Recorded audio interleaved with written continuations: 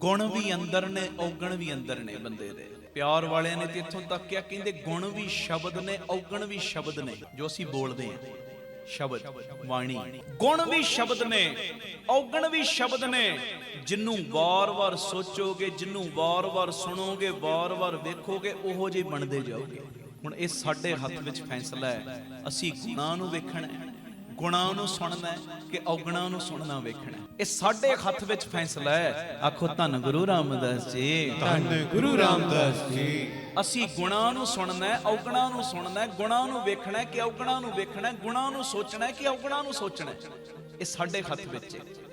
ਇਹ ਮੇਰੀ ਬੇਨਤੀ, ਜਿਹੋ ਜਿਹਾ ਸੁਣੋਗੇ, ਜਿਹੋ ਜਿਹਾ ਸੋਚੋਗੇ, ਜਿਹੋ ਜਿਹਾ ਬੋਲੋਗੇ, ਜਿਹੋ ਜਿਹਾ ਦੇਖੋਗੇ, ਉਹੋ ਜਿਹੇ ਹੀ ਬਣਦੇ ਜਾਓਗੇ।